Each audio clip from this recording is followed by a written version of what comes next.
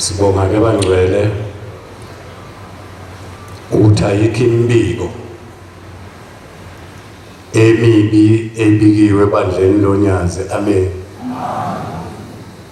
Waqalwa unyaka omusha sisebuhleni emzini kaNkulunkulu sinayo Jehova.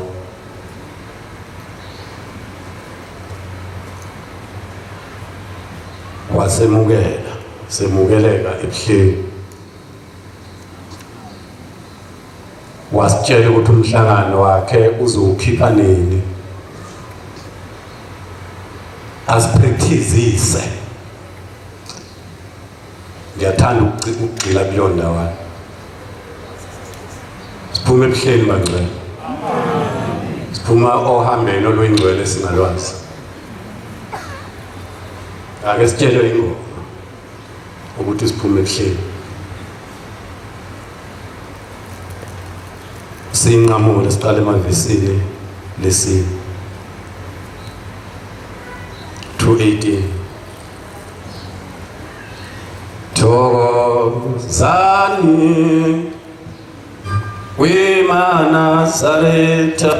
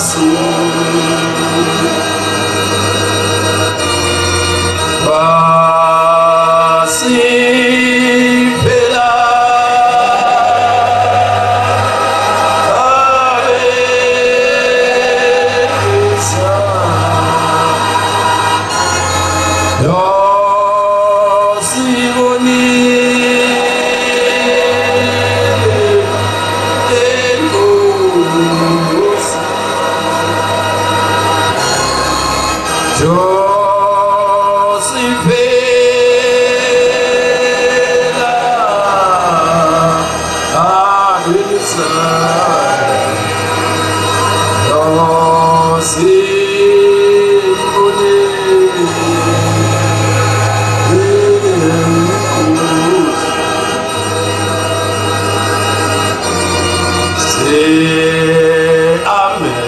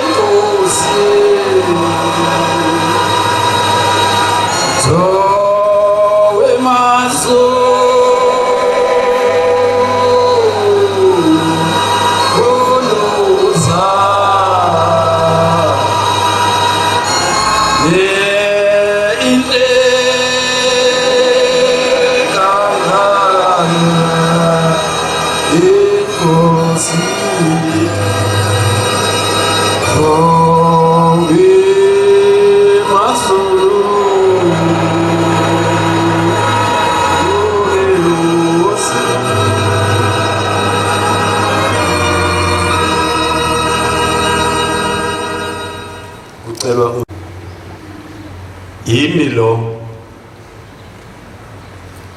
othi sivela kwelizayo. Angithi mina kade ngisebuhleni ngiyomela ibandla. Uma ngisebuhleni akushiya ukuthiwa umshumayela umkhabela kuthiwa usanda lezo. Ngesabatha umhlangano uzophuma ebusuku. Cela ukwabaza uNkulunkulu ebuhleni. Cela ukwabaza uJehova ukuthi ebuhleni ayikho into enje.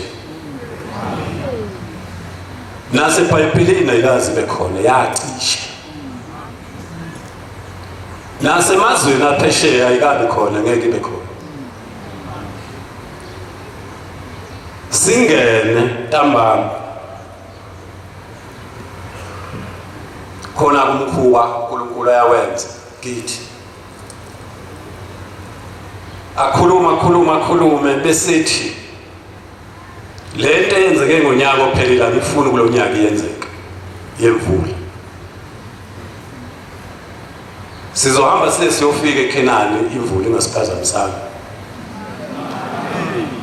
Sihambe kanjani kade bekhona endleleni?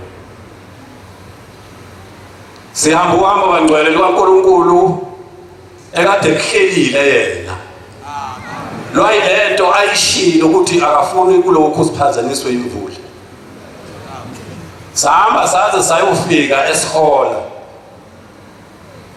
Ngifisa ukuyigcizelela le ndaba yokuthi lo uyahamba eManazaretheni la ekhaya. Khona into kufanele imile. Khona into kufanele ibe semizweni. Mhlambe ibe lento kuthiwa ngesilungu energy. Kolo kuNazaretha kufanele kube energy umuntu. Ukuthi lo uhambe lesiluhambile uNkulunkulu akalenzi kithi njengoba siphile enyameni. Kodwa uyasilungiselela ukuthi mase singasekho kulomhlaba singalahleki.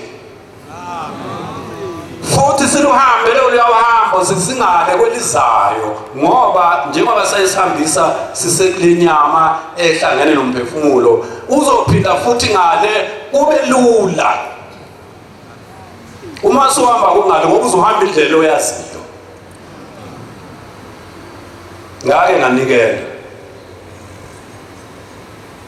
2009 la kwakuFebruary njengoba kuFebruary nje uNkulunkulu ezofika kulesibili. Unjani umoya injani imizwa lokuthi uNkulunkulu uyangena ngolwesibili? Uma imizwa ingekho iqedwe yini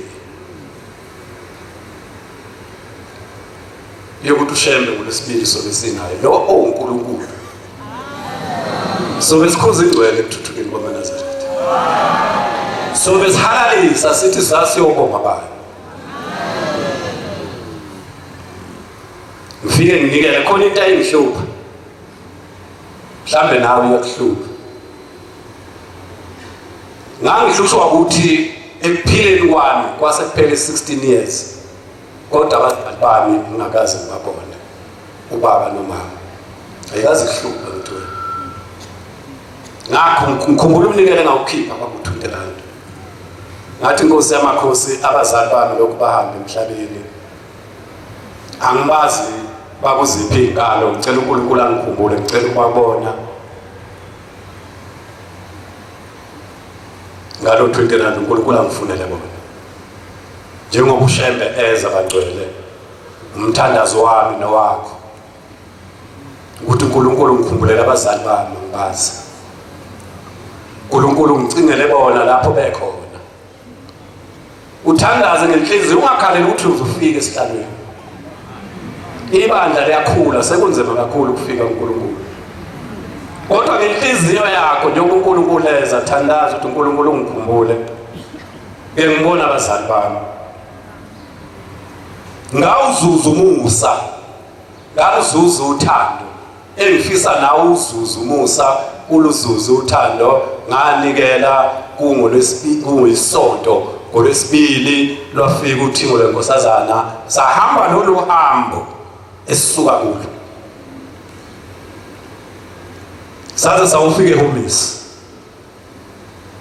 ngabafica abazali bami eHomisi engimkhumbulayo ngakhuluma naye umama wayehleli nodadewabo ngathi hawu mama mhlawumbe kuzokusiza na mhlawumbe uzosiza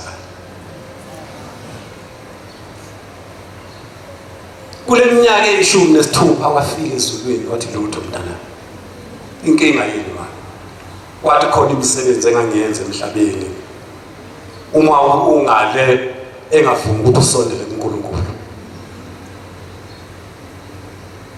ngoba uzalwa yimi ngeke ngikutshele mntana kodwa hamba ebuhleni uyongilungiselela uyongcelela intethelelo kuNkulunkulu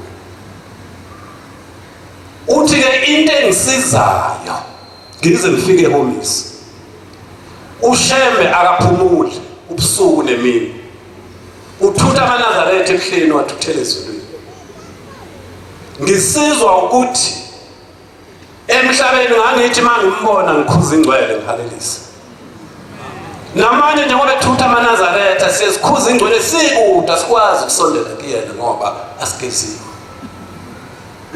ungathi makufika uNkulunkulu ebuhleni ekuthuthukeni ukukhumbula ukuthi abazali bakho ngabe iziphi izinto abazenze emhlabeni ezingamaphutha ukunikelela ukucelela ukuthi uNkulunkulu ukhumbula abazali bakho emaphutheni ababekuwo uthi mama lo hambo sasihamba thina sijike endleleni njengoba sila eHomisi sila isasifisa sijwayele ukugcina khona sijike singafika eNhlanakazi asazi ukuthi icala liyothethwa nini sithethelelwe ukuthi eNhlanakazi sasingafiki kodwa sibonga ngoba sesikulesi stage esokugcina istage saseHomisi ilapho kuphenywa khona incwadi ngiyalifisela ibandla uma lifika lolu suku lo hambo lukaJanuwari sihambe bangcwele size siyofika emzini ezulwini likaShembe amen sifike eKenani kwamenyezo wathatha uNkulunkulu akuwele kuyiwa phesheni sawela wafike wasibhala sazi noma sibhalekile wafike wakhipha ikamera yakhe wasifota wathatha ifoto wayisezulwini wathatha amagama akhe wawethu wayisezulwini waye wabeka ukuthi unyaka mawuqalwa naba abantwana engiqale nabo unyaka ka2026 wasiphi ibusiso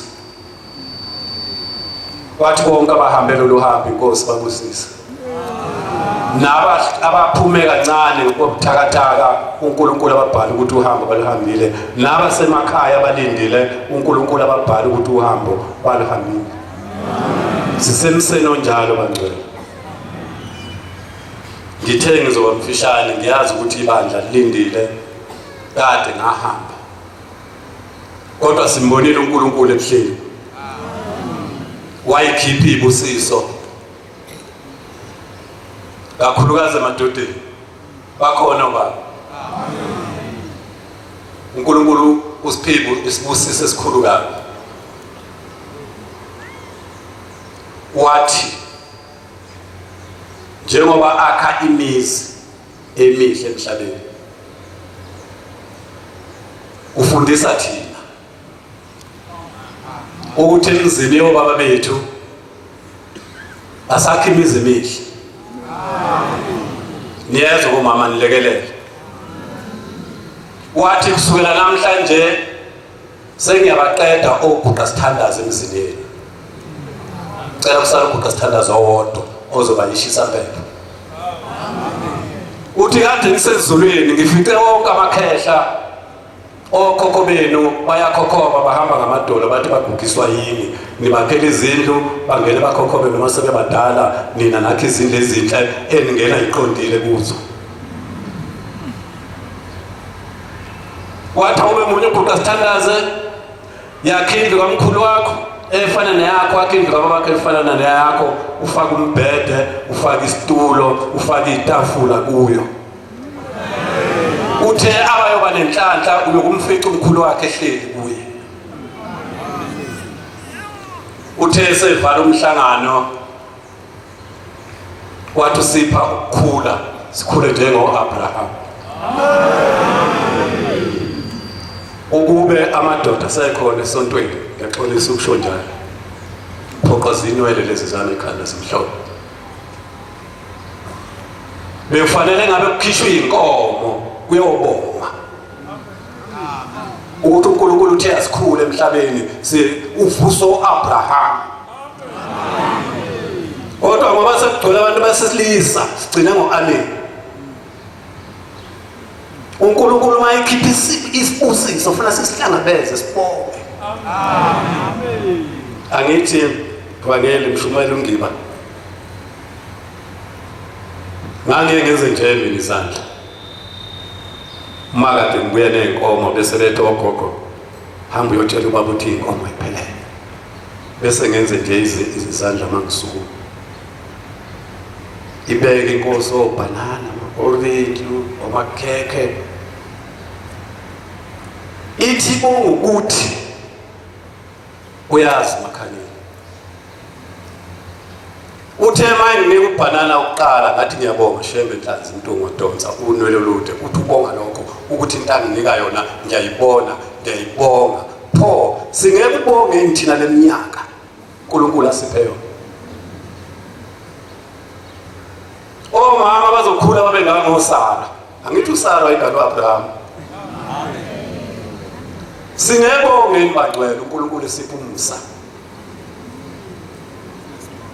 ngoba nezulu lakhe asilazi. Siyalifisa izulu lakhe, uyafisa nalo, njengoba engaphumuli nje lapha uzothe lapha ebengekho. Bamlindile eDanaus, bamlindile eMampondweni, bamlindile eMozambique. Kukhona indaba eBhayibhelini uthi uNkulunkulu masilapha eSandton kwaMtsimba uthi ngibanjezelwe abantu baseZimbabwe, kahle kahle ngijaha ukuya eGhana. Uma ngixoxa lezinsizwa zaseZimbabwe zithi iZimbabwe leli gama lashithwa abaLevi. iHarare kwakuyisigodlo esincane sikaSolomoni lo wamakhosikazi amaningi.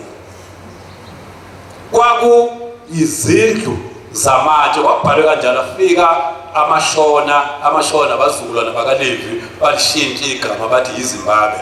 Kanti uNkulunkulu uthi ujahe nje ukuya eZimbabwe uyazi ukuthi uSolomoni lo wayekhona wayenesigodlo eZimbabwe. Uthe umfundisi uNgidi efikela wathi abelungu bayijika iAfrika bayiletha ngokuveza uNkulunkulu walelizwe. Sisenkonzweni yomusa, uma sesibuya Shembe uNkulunkulu bangcwele uphi sibili, uphi sibili, ngeke ngimkhumbule mayisho njalo. Shembe uNkulunkulu bangcwele. Uma sesibuya iphi lensizwa kaKhumalo ekade yobika kubaba umakoti wayo ekhulelwe nenyanga ezimbili, akiguqe sibumbe, ayikho. Uma umhlangano usubuya athi uNkulunkulu ngeke singene konkosi, likhona bangcwele. Amen. Shembe uNkulunkulu ake nisho kanjani? Amen. Sidlule konkosi kuyahanjwa ke thina esaba nenhlanhla. Ogogo bethu babesixoxela ukuthi uBhombela wayehamba kanjani, uma simntshontsha simbuke hamba phambi kwethu ehola umhlangano wakhe esebe kubhoko la esebheke phansi ayavuka amaminithi.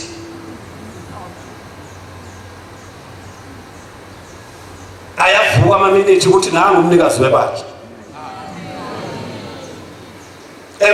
uyayixoxa ugogo athi sasihambe sigijima ethatha ubhoko elibekela ehlombe cabanga ukusuka ehluhluwe eya enyakatho ngeinyawo.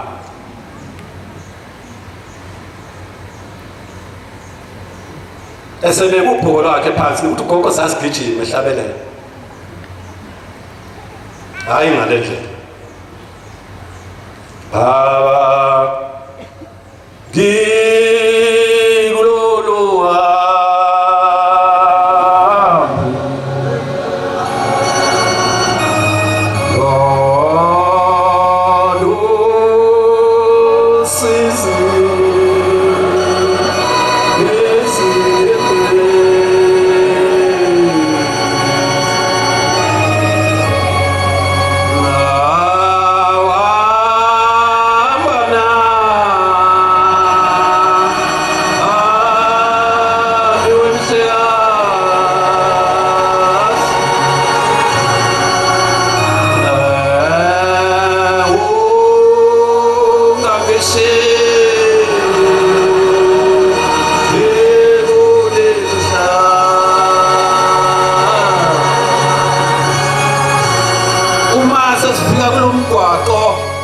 amakhosazana mayibuye entanda kukhona umuzi kaQhephu lamatshe lapho bese sibona ubabema ngibona umdlulu umvangeli uyaguqa akhulume nefoni akhulume nobaba akhulume nefoni kuqhamuka umhlo atshela umdlulu atshela ubaba kanti uma uyafona indlunkulu yesonto iyafona ngemuva itshela unkosana uKhathi uthi tshela umvangeli ukuthi ilanga seliyashisa ithi seliyashisa sicela ubaba asibhekele indawo siphumule. Uthi uNkulunkulu mdluli mtshela uma ukuthi abafuni indawo aphumule mina sengiyakithi jayihleli. Siphinde sithathe inyawo sihambe ubaba. Nathi mvangeli tshela uma ukuthi sengizobathumelela ifu bangabasaphumula bese ngizothumelela umthunzi. Fanele izandla zethu hambe bambe ihlahla licini. Wathi abeze sesofika siphumule kuphi egroundini silinde umhlangano. Kodwa ngizobathumelela ithunzi ilanga lisezokushisa azange lishisa abangcwele ngonyaka. Amen. Sesivala inkonzo. Lensizwe bekithi ayiguqi angazi noma ikhona yini. Ihambe yaya kuNkulunkulu unyazi phezulu. Yathi baba ngizonikelela ukuthola ingane yomfana. Ingane enginazo zamantombazana. Unyazi wambuza ukuthi zingaki inyanga wathi baba zimbili wathi thina boshembe umuntu simphelelisa ngenyanga ezithathu ukumfaka wonke into umzimba wakhe ngokusele inyanga ezimbili sizomjika abe umfana iphi lensizwa kakhulu. Uma isene inyanga ezimbili usuke engakapheleli kuba umuntu. Size simphelelise ngenyanga ezithathu. Engakensizwa ufikile umfana wayo emcele enkosini wathi uNkulunkulu uzomshintsha. Siphuma kulo uNkulunkulu bangcwele. Amen. Khona indawana eyicala insizwa engicela silungise kuyenzeka sizuza umusa uNkulunkulu ayikhulume lento angayikhuluma eparadise. Kukhona icala bo baba nami ngina. Khona icala bo mama labazali. Khona icala bo baba labazali laba sebesela nabodwa. Khona umkhokheli la ekhaya akekho kuyofanele lento bayixoxe ku14 uNkulunkulu uyikhulumile ithi le ndaba uma ekhaya kuhamba umama kuqala wasalubaba. Angithi unkosikazi uyena ozila yazilela indoda. Bese kulandela ubaba.